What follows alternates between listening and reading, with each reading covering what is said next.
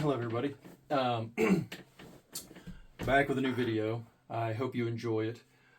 Sorry it's been a while, but if you follow tons of Dabbleverse stuff, you might have seen that I had a disastrous appearance on a Pretty Antisocial, lots of tech issues and stuff like that. And then when Mrs. Cabby saw the video, she was not happy at all, so I needed to lay low for a while. In fact, I think she might be like creeping around outside the spring house right now as I film this, so I gotta watch what I say. But another reason for waiting, though, is the main focus of this new video is going to be about John Melendez, but I purposely waited to put something out because we were all wanted to know what happened with Aaron in the sentencing. As I said before, Aaron is my first, my last, my one and only. John, Opie, Chad, Geno, all these other people are important. Love them all, but, you know, Toe is the most beloved to my heart. So again, we're not going to spend too much time talking about Aaron, but obviously I've got to address it because it is big, big news. Before we get into that, though, just a couple quick housekeeping things. I need to talk about Geno and Chad for just a couple minutes because, you know, I made my first video just fucking around, and then I've made some more because it is genuinely fun, but I wasn't sure what the point of all this was other than just to be goofy. And I think I have found what my purpose in the Dabbleverse is, and that is that right now I have way more viewers, more likes, more comments than Geno Bisconte. The only thing he's still ahead of me slightly is with subscribers. So again, you don't need to subscribe. I'm not telling anybody to do this. I just thought like, okay, if I can just get over that last hump, I'll have beaten him in every single metric, which is just really funny. I know it's childish and petty and stupid, really, but I think it's funny just that me, some weirdo doing arts and crafts in a spring house, is beating, you know, professional comedian Geno Bisconte by, again, every metric. So I'm going to keep doing this for the short term at least, just to see if I can get him. I figure if I can get like 5 new people a video, or 5 here, 5 there, something like that, eventually I'll overtake him. Because right now it's not too big a gap, but again, no obligation. You know, I don't want to seem like a hypocrite where now I'm into that kind of stuff when I said don't do it before. But I just really think it would be funny if, again, just some guy fucking around is better than Geno at everything. But I am better than him, and you are too. It's not hard to be better than Geno. He's pretty much the bottom of the barrel as far as being a human. And that's saying something considering, you know, the company he's in with people like John and Aaron and stuff like that. But that's enough about him. The other thing is the video I did a long time ago about John and Aaron and all their similarities. YouTube just told me like 6 or 7 days ago, I got a notification that Chad saw that video, which is funny because I don't think I even mentioned him at all in that video, but he commented on it, and for whatever reason YouTube didn't show me right away, but then when I saw it, I wrote him back. I was like, oh my god, it's Chad Zumock. I've followed your, you know, criminal career for years. And then he deleted the comment, which he does that where he's drunk, probably forgets he does something, and then later, you know, takes it down. But then I was watching Melton maybe a week ago or so, and he was covering a Chad clip, and Chad was talking about me on that. So, excuse me, I just thought it was really cool that even though, like I said, he is the Ringo Starr of my 4, you know, Beatles of Dabbleverse idiots, it just was kind of funny and interesting that he knows who I am and has confirmed it on multiple occasions. Because again, as much as I make fun of John or Opie, they shouldn't know who I am, and I don't think they know who I am. Aaron does, because of what I've said many times about him being a narcissist. But, you know, unfortunately, he cannot see this. Because, like I said, I purposely waited to put something up until we knew he was in jail. Because this is going to sound silly now, but I was genuinely concerned that he would either go on the run because he hates facing any kind of issues. I thought this guy's going to go to fucking Canada over an 8-day jail sentence. Or I thought that he would go to jail, but say that he was suicidal or something like that, so that he gets put on suicide watch or in some kind of psych ward in the jail where he's not in with general population. Because what's going on with Toe, and I'll try to be brief with him, and in case anybody doesn't care about any of those people, I'll post a timestamp. I probably should have said this at the beginning, but I'll put a timestamp, if I can remember, of when I get to the John stuff, like what the point of this board is, just in case you want to just get straight to Stuttering John stuff. But with Aaron, excuse me, you know, he is so terrified of facing any kind of consequences that I was really worried about that happening, but now he definitely is in jail. I'm still catching up on Dabbleverse content from yesterday because I was working and there was so much going on.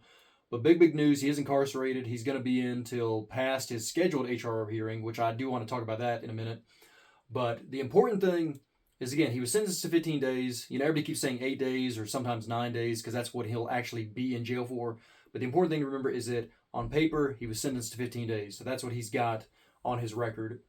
Now, even if he only serves 8 or 9, the important thing about that is that he is going to be in with general population. So he could probably go that long without taking a shower unless they force him to, but you should be able to stay clean especially if he took one right before he went in.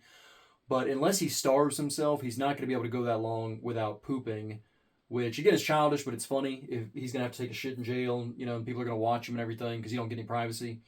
And with him going to jail, he kept talking about a body scanner recently. That is a new thing. It's similar to what they have at airports, but I think he's lying about saying that that's going to negate the need for a regular cavity search. It's kind of like with investigating, there's no substitute for proper, just old-fashioned police work, you know, knocking on doors, you know, hitting the ground. At the same time, there is no substitute for checking a man's asshole. You can have all the scanners and things like that you want, but you need to just, you know, get in there, check his mouth, run your fingers through his hair, make him bend over and cough. I don't think he's sneaking anything in, but we'll never know for sure. But I would bet my car title that he had that done when he went into intake. Another thing about him doing jail is recently, this is really funny. I'm sure everybody else has talked about this already, but he started saying some bullshit about how, he actually wanted 8 days. And it's like, well, why were you fighting, you know, this from the beginning? Because he started saying like he wanted 2 4s. And that's the stupidest thing. Like, nobody does jail time like that. But I think he made that up just as a way of saying when he didn't get it, he's like, good, because that's what I definitely didn't want. You know, that would have been the worst possible option. Something that was never even an option. But he can, you know, in his mind, make that as sort of a win. As, hey, they didn't give me the thing that I didn't really ask for, nobody wanted. What he did want, and I talked to Haley about this when I was on her show, is what he really wanted was 8 one-day stints. So he could drag this out over 8 months. But then what he really wanted that was actually realistic was every other weekend where he could drag it out for 2 months to where, one, he would never be in general population. But then also, I bet you he would schedule it to be in jail for the weekends when he's supposed to watch his kids. So he could go 2 full months without having to deal with them. And then probably talk to his ex-wife and say, hey, look, I'm dealing with all this legal stuff and I didn't even have the kids for this amount of time. I shouldn't have to pay any kind of child support for at least those 2 months. We'll never know that for sure, most likely, but I guarantee you that's what his master plan was just, I'm paying a lot for lawyers and stuff, so if I can get out of supporting my kids for a few months, my money can go towards that and get me, you know, try to get me back in the black. But he's in jail now. It's hilarious. We're all laughing. It's a big loss for the toe. The other big thing I've got to talk about with Aaron, though, is, again, his lawyer wrote a letter to the court, which we all saw yesterday. I don't believe there's been a response yet. We probably won't hear anything until Monday at the earliest. But his lawyer for his other case, now it gets confusing because Aaron has so many lawyers because there's so much shit going on, but his lawyer for the HROs is saying that they want another continuance. I think this is the 4th or 5th. It's at least the 4th. It might be the 5th continuance if it's granted, which again is insane. I've never seen anything like this before. The amount of latitude they're giving Aaron and his attorneys is insane in this case. But the lawyer asked if they could get a continuance because Aaron will still be in jail. Now, this is very important because one of my videos a long time ago, it might have been that same one about Aaron and John, all their similarities, but I talked about this, is that if Aaron is in jail when there is the actual hearing and he doesn't get a continuance and he knows that everyone is going to see him in the orange jumpsuit and most likely he'll be doing it, you know, kind of like how Nick did it through the computer screen. So we're all seeing him on the little screen like this, having to look face forward, and he's got the jumpsuit and everything. Do-rag would be funny, but he's not going to have that.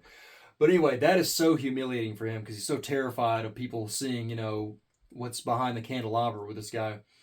Is that I would say there's a 70% chance, again, if he doesn't get a continuance and that hearing stays set for Friday, a very good chance that he just drops it finally. And he's like, hey, I got to win for myself because I've put Nick through all these hoops, fucked around, dragged this out for a long time, to where that's dropped. Possibly get Patrick's drop too. That's a separate incident because his thing has still never been heard. And I think Friday was just going to be a meeting about Patrick's, just to have a meeting to discuss when they're going to have the meeting to decide if the HR was valid, which is insane. But I think that's what's going on with that. So it's very convoluted. It's fucking ridiculous. Um, but again, if he does not get a continuance, I think he'll just ask to get that dropped because the idea of him being out there where Nick can see him in the jumpsuit, which is a huge failure for him. If it's Zoom, where all of us get to watch it, like the other hearing, everybody's going to see him, a true loss for the toe, that there's no way he can try to spin that. That's just so terrifying for him. I think he'll just drop it. If not, if for some reason he does go through, which is always a possibility, again, that will help because then Nick's lawyer and Patrick's lawyer is the same guy.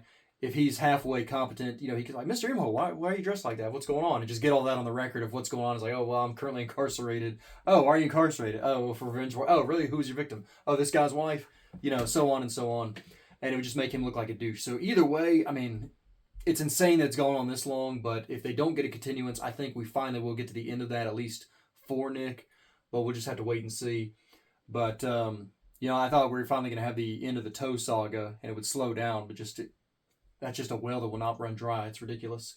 One last thing I'll say about toe, though, is with all this junk going on with him, is that 8 days, 9 days, whatever it ends up being, is not too bad. It's actually very fitting. Like I said back in my original video, he doesn't deserve jail for his crime itself, but because he disrespected the court, he's got to get some jail time. I thought he would get 30 days. The judge gave him 15. That's still fair. But my point is, he's still going to be on probation for 2 years. And, I do not want the guy to go to jail. Again, I talked about this when I was on Haley's show. She was funny, though. She's like, he needs to get fucked. Like, she had sympathy for him, which is probably the right attitude to have. But I just know that if he's in there for the better part of a year, that's going to break that poor boy. He's very mentally weak and really doesn't deserve it for just being a douche. And he is very, very unlikable, but I still don't want him to go to jail for that long.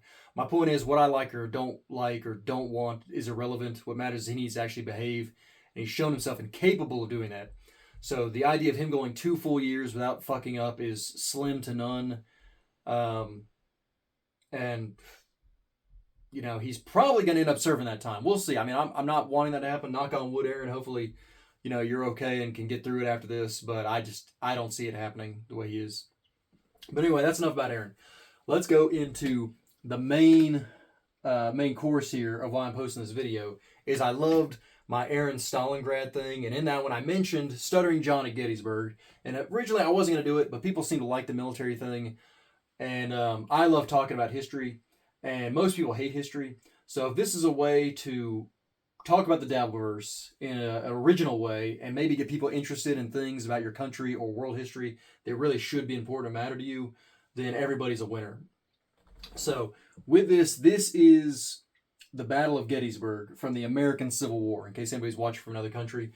Now, first thing you know is actually it was not a civil war. It's called that because the North won. But really this was a war of secession.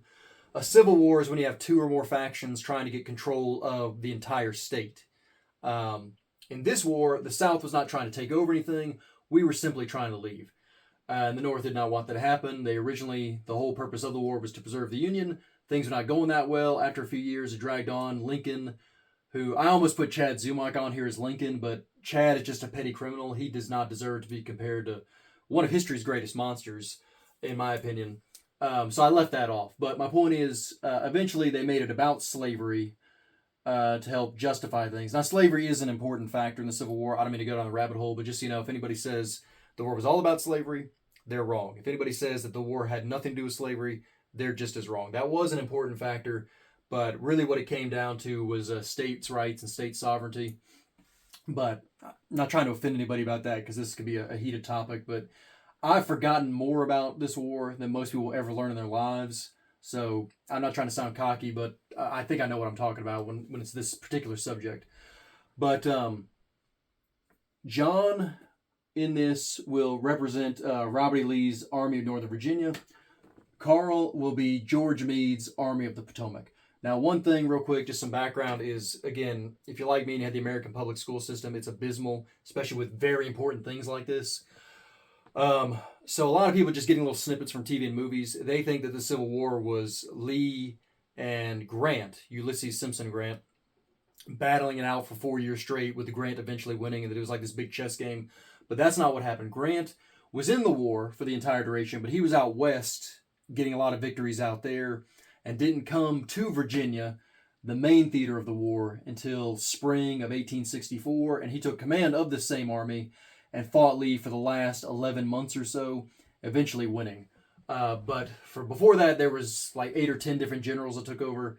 And just before this battle took place, there was a guy named Joseph Hooker, who, fun little side fact, his last name is where the slang for prostitutes come from, because he was known for being a party guy, especially at camp, his headquarters, a lot of drinking, gambling, women of the night. So they was like, hey, these are hookers, referring to women, and it stuck. So that's a little fun history fact for you. But anyway, about 3 or 4 days prior to this battle taking place, which was July 1st, 2nd, and 3rd of 1863, he was relieved by Lincoln, and a man named George Meade took over, who will be Carl. Now, these two things represent the commanders of each side. That's what the 4 X's are. A 3X is a corps, and you'll see a couple of 2 X's here, which represent a division. And then right down here, we'll get back to this, but these represent a regiment, these 3 vertical lines right there. Now, George Meade was the commander of the 5th Corps of the Union Army before this, but then he was promoted up to the full commander, and he was in charge during this battle. And actually, even after Grant took over, he did keep Meade as the leader of the Army of Potomac, and Grant was just the overall commander, but George Meade was never fired or anything like that. And he waged a successful defensive campaign in this battle. Spoiler, in case you don't know, the North wins this, so that's why I have Carl as the boys in blue, because Carl is victorious against John in every single scenario, and will ultimately be victorious against John when all is said and done, and this finally fizzles out. Although it's going on, like these people in this battle, when they were like, my God, it's been 2 years, how long could the war go? I never imagined it would go this long. It's the same thing with the battle of Carl and John, where, I mean, all of us, we love this stuff. I cannot get enough of Dabbleverse. I hope it never dies, but it is shocking to look back at like 2018. I'm like, holy shit, this has been going on for like 7-8 years. But yes, it is. Anyway, introduce the players. You might have noticed while I'm rambling, I've got some new faces on the board. Just, as a Confederate General Ewell, we have Clay Dabbler. As Confederate Cavalry Commander, we have the lovely Kate Meany. I'm very excited about this. Blind Mike, if you're watching, well, that's stupid. You're not watching, but if you're listening, I got a real Blind Mike picture here, because in my Dabbleverse 101, my big super chart, I had a substitute for Blind Mike, but I finally found a decent resolution picture that I could print out for him. We also have the great producer Chris, which I'll get back to him because he plays an important part of this battle, just like how he plays an important part with Carl and all this Dabbleverse stuff. And then Dr. Steve making his debut, and then a few new John faces. And then some people we haven't seen in a while, like here's Shuley, he's back, Cardiff, stuff like that. But anyway, what you need to know about this is that this took place in a town called Gettysburg, Pennsylvania, where Lee was invading the North, hoping to draw out the Union Army. And the original plan was to find a good spot and wage a defensive battle from the South perspective, to force the Union, because of political pressure, to attack them, since like, hey, you got this big army back up here in the North, and then hopefully destroy it or destroy a large part of it, so that way they could march on Washington and hopefully sue for peace. That's a very broad overview. Again, like Stalingrad, I'm just hitting the big points on this, because talking about Aaron and Geno and stuff, this video is probably going to be very long, and I don't want to go too long, but we do need to cover the important things. Now, like I said, Carl represents George Meade, the Army of Potomac. He was the 5th Corps commander, but just prior to this battle, he took over and was head of the entire Union Army. Now, John's army, because again, this is fitting since John does not have any allies, is made up of 3 corps, made up by Clay, Vince the Lawyer, and Richard Ojeda. Carl's entire Union Army is 7 corps. Now, they're not numbered 1 through 7, just because that's how it ended up being, but you have Anthony as John Reynolds of the 1st Corps, Shuley with great Winfield Scott Hancock in the 2nd Corps. This comes back to play. Shuley is Hancock for a reason. Shuley, if you're watching, in case I forget to mention this later, I made you Hancock because he is one of the most important and competent Union commanders, plays an important part in this battle, so I wanted to give you some love there. Cardiff is Sickles with the 3rd Corps. Sykes is the general that took over for the 5th Corps after Meade. He's not represented here because it's not that important. Really matters is producer Chris with the 20th Maine. You've probably heard that before. We're going to get back to that. Then bringing up here in support later, we have Dr. Steve as Sedgwick. These two, I don't remember their names. Tukey and Blind Mike, I apologize. it'll probably come to me some point. I might just blurt it out, breaking the flow, but their names escape me at the moment. But then Vince the Lawyer is A.P. Hill with the 3rd Corps, and Richard Ojeda with Longstreet's 1st Corps. Now, real quick, I just want to make something very, very clear. Making these comparisons and everything, I just want to say that in no way am I saying that John Melendez is anything like Robert E. Lee, or anybody on this map, any Union or Confederate, from the lowliest unknown private to any big famous general. Every man on either side that took place in this battle is mountains above John as far as being a human being in honor, integrity, courage, intelligence, even hygiene. This is 1863 that this battle took place. I guarantee you, all these guys, sweaty, campaign, beards and everything, being on the march, wearing wool uniforms. I would bet my soul that they all have better hygiene than John Melendez does now in 2025. But anyway, the battle was 3 days long. This little map I have set up is kind of an amalgamation. It's sort of a mixture of the 2nd day and then some stuff from the 3rd day. But because I had limited space, I had to work with what I have. So on the 1st day of the battle, Lee's army was spread out. Units from Hill's Corps went to Gettysburg for 2 reasons. One, as you can see, there's a lot of roads that converge here, so it was a good junction to control as far as moving troops. But also they heard that there was a depot of shoes there, and the Confederate Army, the thing you have to realize about the Civil War is very, very one-sided. The North essentially fought the war with one hand tied behind its back voluntarily.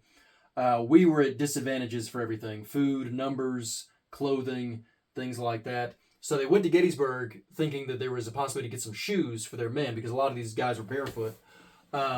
Union cavalry, he's not mentioned on here, but a guy named John Buford, they surprised the 2nd Corps here, or excuse me, the 3rd Corps from Hill, and the two started an engagement. Then John Reynolds came up with the 1st Corps of the Union Army, and the 1st day of the battle, the South was actually successful. They pushed the North out of the town, seized it, the road junctions, and then the Union Army, as more forces from both sides came and started to converge here, they started forming up on the high ground and these ridges outside of town. And that's something important, is both sides had no intention of having a big battle here. It kind of just happened by accident where they bumped into each other. And that goes back to the Dabbleverse, where Robert E. Lee was blind in this campaign because his cavalry, represented by Kate Meany, who's Jeb Stuart in real life, much like Kate, with her fucking around John, leading him around by the nose and everything, Jeb Stuart was riding off, doing God knows what, and left Lee blind. So when his army came here, they had no idea where the position of the Union Army was, how many were coming, things like that. They had to kind of learn through various other ways and pick it up as it was going on. But they did not have any idea when it started out. So had they known that, probably never would have engaged here and tried to force a battle somewhere else. Maybe go to Harrisburg or York or something like that. But that's what happened on the 1st day. So General Reynolds is killed, his corps, and then more came up and formed here. So at the beginning of the 2nd day, you can see the Union Army. This is famous. You might have heard this before, but they had their forces on the high ground in the shape of a fishhook, which is a very good, strong defensive thing. Meade was a competent commander, and he realized that the South only has 2 choices. They can either disengage, which would look cowardly at the time, even though that would have been the smarter thing to do, but they could either leave, in which case we can say, hey, we won because they're retreating, or they're forced to attack, and we have this strong semicircle defensive position on high ground. So Lee, what he did is he attacked. Like John, because John is an idiot, he attacks when he shouldn't, and he puts himself into positions where, again, he is the aggressor, but he is at pretty much every disadvantage as far as terrain, numbers, intelligence, not only his actual intelligence because he's stupid, but as far as military intelligence, reconnaissance, knowing what's going on. Because again, with Kate fucking with him with all those tapes and everything, which this ties into this though, with the whole lawsuit that's going on now. Real quick though, I just want to make a point is just all these guys, Clay's, is British, but just all these other guys are Yankees. Even Ojeda, he has a goofy, kind of twangy voice, but I want to make it very clear, he's not one of us. He is from the North. He's born in Minnesota, and he's from West Virginia. West Virginia is as north as Manhattan. Just if you talk to any Southerner, they'll tell you, we don't claim that state. John, of course, is not from the South, but I don't think even New York claims him or California. He's sort of an orphan in many ways because he's so terrible. Nobody wants John. So he's just kind of floating out here, making everybody miserable. I think he lives in Florida now, unless I don't know if he still has that house or not, or if he lives. I know he owns it, but I don't know if he actually lives there in it or not. So anyway, on the second day, the Union had these forces set up in a good defensive posture, and the South was forced to attack. Now, Hill's forces had fought in the first day, so they were kind of recuperating. They got beat up pretty bad, even though they were successful. So Ewell's Corps and Longstreet's Corps decided to make attacks. Now, this is very important because it shows how stupid John is you can see with these people, they have the advantages of what's called interior lines, where if there's pressure here, you can bring support here from these guys. They're able to support each other. If there's something going on here, look, these guys come up here. If he's in trouble, help's got to come from way over here, in an exposed area and a longer distance. They don't have that problem. So again, Meade, like Carl, being smarter, set up a naturally better position to defend from. And again, like the South, with this long stretched out position, it's similar to John lacking any real allies. Because again, as Lee's cavalry left him blind, it's the same thing with Kate Meany, as I mentioned before, but how she ultimately betrays John. That was not Jeb Stuart's intention, though. But her leaving John without any proper intelligence. Clay, I kind of like that guy. He is funny sometimes, but for whatever reason, he will not abandon John. I think it's because he knows being on John's show is the only way he's really in the Dabbleverse, and he's like, that's better than nothing kind of thing. And then Ojeda, he is a crackpot. He'll be with John until the day he dies. But that's because of his military background. I do not like Richard Ojeda at all because he is a Yankee that's moved to the South, and he's trying to cause trouble down here. He's running for Congress. I believe it's in North Carolina. And I don't mean to get political again, but just that's what always happens is, screw up his state. So now he's got to move to another area that's properly run, and then he wants to be in charge there. Hopefully he won't win. I believe his district is very conservative, so I think we're safe. But something I will say nice about him is that, and this is why he will not abandon John, is that Ojeda is not just a guy who was in the military. He made a career out of the U.S. Army. He was in, I think, for like 25 years, and he's what's called a Mustang. The reason why he's a major after all that time is because he started out as an enlisted man. He was a private. He eventually went to officer candidate school, got his commission, so he spent part of his time in the Army as an enlisted man. So my point about that is I don't think anybody's ever mentioned this in any Dabbleverse stuff, and I watch a lot of it, is that Richard Ojeda, because of his time in the Army, he has seen dozens of idiots like John, because a lot of stupid people join the Army. The Army has the lowest standards of any branch in the military. Not trying to be mean or anything. People make fun of the Marines, say they're dumb and stuff, but the Marines actually have to be in shape, and you have to know how to shoot and things like that. The Army, they'll take felons and all kinds of stuff. So my point is, he's seen a million idiots like John, and he probably mentored a lot of dumb guys like John in his time in the Army and managed to turn them into mature, competent leaders. So when he sees John, he sees these stupid 18, 19-year-old kids that he knew in his career and thinks, maybe I can kind of save him. I'm not ready to give up on this boy yet.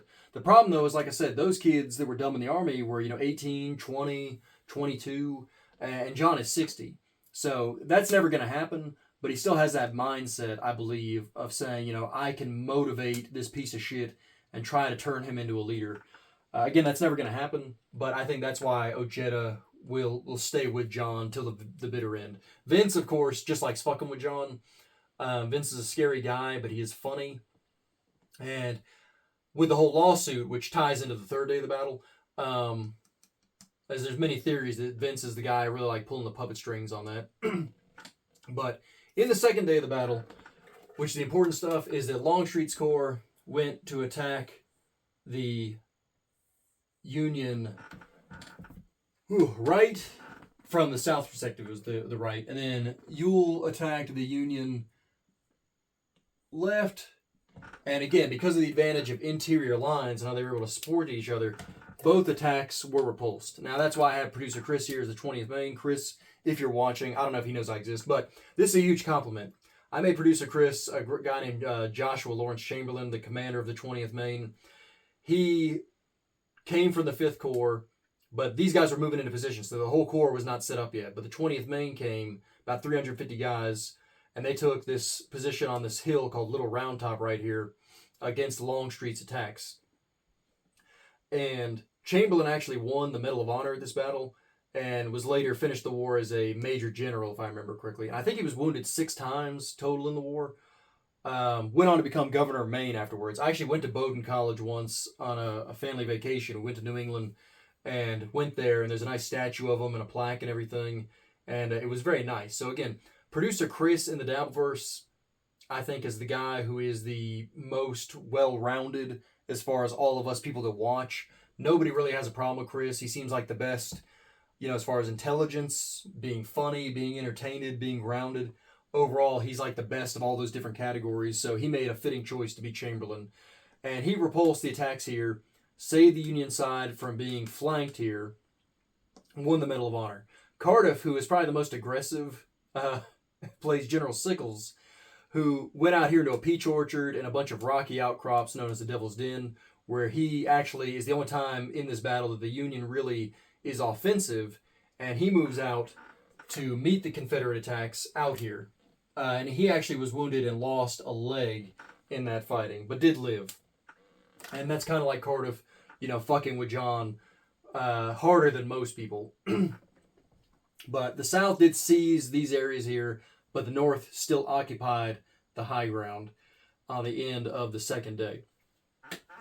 Now, then we get to July 3rd, the third day, and that's where General Sedgwick had arrived with his corps. So they have 7 corps total of the Union Army, about 100,000 men versus roughly 70,000 Confederates. And of course, that's before all the casualties. So they don't have that many now for the third day of the battle. And this is the most important part, other than probably a little round top of the battle. And this is where it really ties in with John and stuff. Is you see there's a second John here. He represents a division of Longstreet's corps commanded by a guy named George Pickett. Now, they were at the very end of the marching order, so they did not show up to the battlefield until late on the second day. So on the third day of the battle, this is a unit that was completely fresh, at full strength, and they were itching for a fight, much like John. He wants to get in there, and, he's a pussy and a coward and everything, but on film, well, this isn't film, but you know what I mean, on camera, he likes to act like he's ready for a fight. So, Lee had a plan where, and that, again, this is why Shuley is here at Hancock. He wanted to mass his attack to the Union center. Since they've been attacked on the flanks, he thought, let me go for the center, because that's been neglected. They must be weakest there because they moved troops to reinforce these sides. So you have a famous thing on the third day known as Pickett's Charge, where some troops from Hill's Corps went back in action to the Union center, and then Pickett's unit itself here at the Union center. Now, this is very, very important, because this is considered the high watermark of the Confederacy. This is not representative of the actual battlefield as far as size, but this open ground between the two is about 3/4 of a mile in diameter or length of just open ground with a fence, running along this road here that you have to climb over. So these men are just going out in the open, while these entrenched troops on the high ground have got cannon firing down on them, massed musket fire, and they were annihilated. Pickett's division had about 70% casualties and was virtually destroyed. And again, that's like John with his lawsuit right now, is that he, like Lee, is just, so pumped up. It's like, I can taste victory. I'm so close. Let me go after it. And doesn't think about the overall strategic picture. And very uncharacteristic of Lee, by the way. And got his men slaughtered for the most part. And they were repulsed. So Carl, as Meade, by fighting a smart defensive campaign, because you can see by the third day, these guys are damn near in a circle on the high ground. It's sort of like almost like a medieval castle as far as defenses. So it's like, why would you attack that? A great little anecdote that I heard 20 years ago, probably, but I've never forgotten, and I think it's a great summary of the battle itself, but also the John-Carl dynamic with the Dabbleverse, is hopefully you all know who Dwight Eisenhower is. He was a famous general, commanded American and Allied forces in World War II, later became president in the 1950s. Well, when he retired finally, he and his wife bought a farm right next to Gettysburg battlefield, and that's where they retired. And there's a guy named Bernard Law Montgomery, 1st Viscount of Alamein, Field Marshal of the British Army. He was head of the British forces in the Second World War. Unfairly judged by most Americans because of things like the movie Patton and stuff like that, but he was a very competent commander. Anyway, he and Eisenhower had a long relationship during the war and after, which could best be described as frenemies. But Montgomery came to visit Eisenhower when he lived here at the battlefield on his farm. And Eisenhower took Montgomery because these are two career soldiers, obviously, great military leaders, long distinguished careers. Took him here to Gettysburg, and they went on a tour. And this area right here, which is from Lee's vantage point for Pickett's charge on the 3rd day, Eisenhower took Montgomery there, and they went all around all the different spots. And they went to Little Round Top and, the Peach Orchard and everything. But they were here at Lee's vantage point, and they were overlooking this giant, almost a mile-long thing of open ground. And Montgomery said to Eisenhower, after looking over this, he said, "My God, what was Lee thinking?" And Eisenhower responded by saying he wanted to throw a brick at the Yankees. And that's a great summary of what's going on with these two. Because if you think about that, John is just wanting to try to hit Carl. He's too much of a coward to do it physically, like actually punching. So he's trying to do it now with this bullshit lawsuit because he's like, I'm angry. Again, with Aaron and the HRO, he's like, I've got to do something. I, of course, can't battle with this person mentally because I'm stupid. I'm not funny. I'm not witty. I can't battle with him physically because I'm a 60-year-old midget. So what can I do? I can abuse the legal system. And again, it is very similar to Pickett's charge where, the South was successful on the 1st day, but it wasn't a complete success. They became very close to victory on the 2nd day. And he thought if we just push them, now we will get victory. And it ended up being a big disaster. And a great thing to just emphasize the fact that John is nothing like General Lee or any of these men is that after this happened, Lee rode out to confront the survivors. And he was very upset. And he said, it's all my fault. It's all my fault.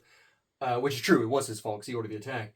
And offered his resignation of the army. And Jefferson Davis, who was the president at the time, refused to accept it, obviously, because Lee was a great commander. But, can you imagine John ever taking responsibility for anything? Again, like Aaron and Opie and Chad, these people refused to do that at all. And that actually goes back to Eisenhower. He did the same thing. A little side anecdote is that just prior to the start of the Normandy landings, June 6, 1944, Eisenhower took a scrap piece of paper and he just hand wrote a little note, kind of like a speech sort of thing. I don't know if speech is the right word, but he hand wrote a little just note to himself to give to an aide in the case of the landings failing. And the landings did not fail, so he forgot about it. And later, an aide or somebody was searching through his pocket. They pulled out this piece of paper, and I'm paraphrasing, but Eisenhower had written down, the landings have failed to gain a significant foothold. I have ordered the withdrawal. The blame is entirely with me. So again, I'm paraphrasing, but the point is that's a man of great moral character and integrity who said, this is all my fault. I am taking responsibility. Same thing with Lee with this attack, but that's something John can never do. Now, just to finish up the actual battle itself, that was July 3rd. Again, Lee then reformed back here, and he was hoping that now, after that maybe the North would finally attack, and they could try to even the casualty odds and salvage something. But Carl, like George Meade, being restrained and calculated, did not take the bait. He kept his men there on the high ground, did not go out of these defensive positions, and they secured a very near complete victory. So then the South gathered up, and they went on the long retreat back into Virginia, and the war dragged on for 2 more years, with eventual total defeat for our side, which is very sad. With the battle itself, I just want to say I still have a VHS copy of Gettysburg. Hopefully this shows up on film or on camera. Hope I'm holding the right spot. But if anybody wants to borrow this, just write me in the comments, and we'll try to figure out a way to make a handoff. But if you have a VCR, but this is a fantastic movie. It's like 4.5 hours long. There are a few scenes that are dramatized, but overall it is very historically accurate. And it's a great movie. Again, Jeff Daniels, little fun side Dabbleverse thing, is I thought Cardiff Electric, this is stupid now. Are you thinking, Kelly, you're an idiot? I thought Cardiff Electric's real identity was Jeff Daniels, the actor, the guy from Dumb and Dumber. Because when I saw him at DabbleCon, he's wearing this dumb mask. Just the contours of his face. If you ever see him, he wears like this like bank robber stocking with a potato drawn on it, but it's tight against his face. And the way his face looked, the shape of his head, with his nose and his cheekbones and everything, I was like, that's Jeff Daniels, who played Joshua Lawrence Chamberlain in the film. Again, after thinking about it more, I'm like, Kelly, you're an idiot. My mind has crazy thoughts like that sometimes. But I really thought Cardiff was Jeff Daniels for a time. I don't believe he is now. But anyway, last thing though is please, okay, this might seem kind of goofy. I hope people find this entertaining, but this is the largest battle of the Civil War. It was not the decisive battle. Antietam or Sharpsburg, which is in 1862 in Maryland. If you study the war, that was really the decisive battle, where if the South ever had a chance of winning, it would have been at Antietam. But this was by far a larger battle. It is the most casualties of any battle in the war, the most casualties for Americans in history. Over 50,000 men were casualties. They vary with the figures. Some people say 51, 53, 58, but over 50,000 men were casualties on both sides altogether in this battle. And since they were all Americans, you have to count them all together like that. And this is also the largest battle in North America ever on this continent, and the largest battle ever fought in the Western Hemisphere. So in the entire New World, Gettysburg is the greatest military engagement that's ever taken place here, bigger than anything else. The American Revolution, any of the colonial wars or anything like that, fighting the Incas or the Aztecs. Obviously, those are on a smaller scale. But this is well preserved in Gettysburg, Pennsylvania, obviously. I've been there before. It's a tremendous place to go. If I could be serious for a moment, anybody that's watching this that's in the United States, I highly suggest you going here. I don't want to say it's a vacation, but it is definitely worth your time. This is hallowed ground. I promise you will have some sort, I don't want to call it religious, but you will have an experience if you walk this ground and you see where all these great men fought and died. It is truly spectacular. And again, this is our nation's history, so you should care about it if you are a real American. Maybe you had an ancestor on either side, but maybe you had somebody that fought either at this battle or at this war. But I really just wanted to talk about Gettysburg. That's why I made this, but then all the Aaron stuff came up, so I got to talk about Aaron. But this is really just a great way to sum up Shuley and Carl's engagement with Stuttering John. Where again, I made Shuley Hancock because he was there at the center. I'm sorry, I forgot this before, but that's what this green dot is. This was a copse of trees, which this is the only time in your entire life you'll ever hear that term, but a copse refers to as a small grouping of trees, which was right here in the center where Hancock's men were, and that was their rally point where all the Confederate troops, had they been successful, were going to go here and then fan out into the interior of the Union lines had they broken through. And some did make it, by the way. That's why they call it the high water mark of the Confederacy, is there are units that did breach the Union lines, but every man that went through there was either killed or captured. And again, the battle was a failure overall. But it is very... So I'm kind of at a loss for words saying about this stuff because it is very important. It's not funny, so maybe I shouldn't mix the two. Who knows? But it does illustrate, the dynamics and everything of what's going on. Where, again, right now we are in the Gettysburg of the Dabbleverse, where John is at his high water mark with this stupid lawsuit, and I don't think it's going to go well for him. It will drag out for a while, but eventually it'll get tossed out, and he is really just treading water right now, trying to stay relevant. He's got no money. His family hates him. He's got no friends other than people like Vince who fuck with him. Ojeda, who's loyal because of his military background. And then Clay, who I wouldn't say is loyal to John per se, but, he's in England, so he doesn't have to deal with him too much. He's been smart enough to not give John any of his personal information. So he's like, I'll just hang on for the ride, try to stay relevant to the Dabbleverse while I can. But overall, that's why you see there's so many more people on Carl's side, which is representative of the battle, because the South was always outnumbered, with a very few exceptions. But you see, Carl has this whole coalition of allies, and there are more on here. I just wanted to fill up the main Union bodies, but Carl has even more allies like this, and Shuley, where they might not have everything in common. These guys might butt heads about a certain issue here or there or something, but they are all unified in the fight against John, just like how the Union like the name, Union, was unified at keeping the Union together and putting down the rebellion. So I think that's everything. I hope this did not go on too long. I do hope you find it entertaining. Hopefully I can surpass Geno. But again, that's just a personal goal. It's not anything that anybody needs to be concerned about. But I do hope people like this. I do have another video that I do want to do in the future. I've been working on it for a while, but just a little preview is because, like I said, how John has no real allies. I want to go back. I'm still trying to make it work because there are so many people involved. It's hard because, I can't get photos of some people, but then also you can't include literally everybody. But I talked about it back when I did Dabbleverse 102, as I want to do a continuation on that of a big, chart breaking down John as the central character. So I'll have the big John head right here starting, and then fan out of all of his failed relationships where we talk about his family, everybody with Stern, everybody with Leno, all the people that knew John, Stephanie Miller, and everything, independent of the Dabbleverse. These people will be brought in as like the final stage, but just all of the, kind of like playing a video game like Mario, where like level 1, level 2, but just going through like all these different chapters where you have all these different people from all walks of life that engage with John Melendez, and they say, this guy is a fucking loser. This is the cancer, the common factor. Like back in my first video, John is the common factor in all these failed relationships. And again, I want to focus the majority on being people that have nothing to do with the Dabbleverse.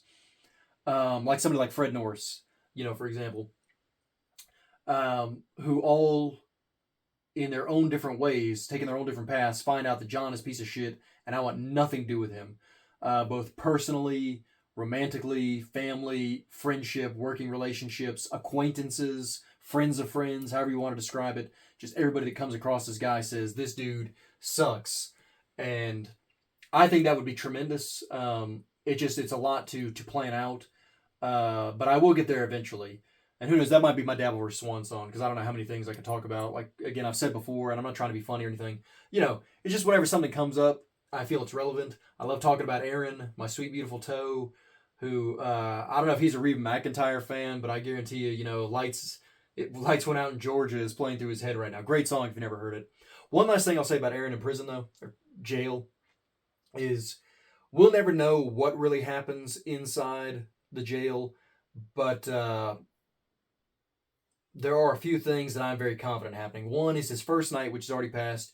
I guarantee you when he finally lay down to go to sleep, he probably quietly wept. Not boohoo crying, but I guarantee you when it all finally hit him, which is what I said in my first video about trying to take stock of your life. He's not going to be in there long enough for it to take effect, but he probably did think like, man, I've really fucked up. Where am I in my life? And he probably just quietly, just little tears came down his eyes, and he wiped them away, not sniveling or anything. Nobody would have noticed, so you can hide that and keep it from people. We'll never know if that really happened, but I personally believe that happened. The other thing is him being in there for only 8 or 9 days. He's not going to get raped or murdered, as I've said several times, but he will get fucked with.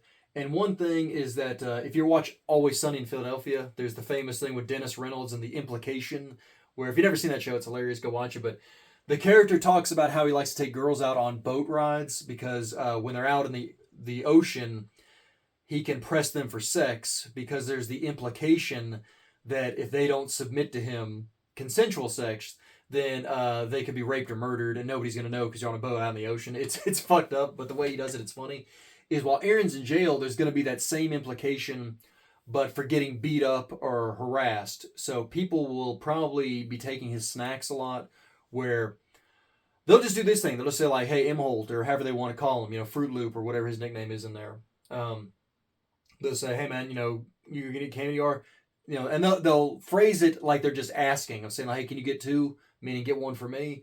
And he'll just do it because he's a bitch. Because he knows, what, I just need to do this, keep these guys on my good side, or keep on their good side, because I'm only in here for a little over a week. So he's not paying for this stuff. Whatever's in his canteen is from, idiots that donated to his show. So he's going to do that. Or he'll have some snacks. Maybe he'll leave his cell for a little bit. He had him hidden under his pillow. He comes back and they're gone. Either it'd be funny if just the wrappers are left on his bed. Or, some guy might just be sitting, on his bunk or over at a table playing cards and they're gambling with Aaron's snacks. Or somebody's just eating it. Or who knows, if he makes somebody mad, they might just, like throw it on the ground and stomp on it. Where, again, it's like, what are you going to do, bitch, kind of thing. He's going to have stuff like that. So I think to avoid it, what will happen is people will just come to his cell or talk to him when he's out, whenever something, and they'll just, again, like the implication with Always Sunny, is they'll just say something to the effect of, you should get me a snack, where it's not an explicit threat, but Aaron knows the underlying tone is, you need to do this, make them happy, and then there won't be any trouble. And he'll spend all of his commissary money on getting himself some snacks, but for the other inmates just to stay out of trouble. We'll never know that for sure, but I guarantee you something like that is going on. And he's just thinking, just make it chow to chow. Okay, that day's done. Chow to chow, get the next day done. Again, he's only in there for 8 or 9 days, so he can avoid probably taking a shower so nobody can make fun of his little dick or anything. But he's not going to be able to go that long without taking a shit unless he fasts, and in which case he's going to start, feeling really bad after like the 4th day or so if he's just drinking water. That'll keep you alive, but he's not going to have any energy. He's going to be very logy. So he might try to do that and maybe not get any snacks where nobody knows he has a commissary account, and avoid it that way of like, hey, I can't get you anything because I'm poor. But, who knows? But either way, he will probably go to jail for real by fucking up his supervised probation for 2 years, which again, that was funny with Haley. She's like, just get fucked, dude. I probably shouldn't mention her though because my wife gets so mad, but it is funny just how some people have lost all sympathy, or just even if you don't like Aaron, you're like me, where like I didn't want to believe he was such a shitty father for a long time, and finally after seeing so many things, like again him trying to get every other weekend, which I promise is a way to avoid watching his kids. We're like, oh, sorry kids, daddy's got to go in. I don't do the great Aaron voice, but my point is he would frame it to like, I want to take you to putt-putt golf or to the park, but I can't because daddy's got to go away. Maybe not jail, just daddy's got some important business meeting. His ex-wife will cover for him, but then he would be able to get out of paying child support for those 2 months. That would save him at least $1,600, maybe more, which would go to paying off legal bills. One last thing, I've already said this a few times, but one last thing I have to say about Aaron's lawyer, Mr. Peterson, is again, he did a good job. He got Aaron a good deal. Aaron fucked that up, and he did the best he could with what he had to work with. And I promise, obviously Aaron lies about anything, so anything he said on the show about my lawyer agrees that it's all conspiracy. Oh, dude, I've never seen anything like this. They're targeting you. That either never happened, or Aaron's bitching, and Todd Peterson is like, yeah, man, that sucks. What do you, bitches are crazy, man. Something like that, where, again, like John, where John doesn't understand when people are just being polite to him. Aaron, it's the same thing, he just outright lies, and he hears what he wants to hear off of a kernel of truth of what somebody else said. So Mr. Peterson probably said something like, hey, man, this is bullshit. Maybe just said, hey, I've never seen anything like this before. Not that it was a big deal. He's like, hey, I personally have never seen this particular situation. Not, I've never seen this. It's so crazy. I can't believe they're doing this.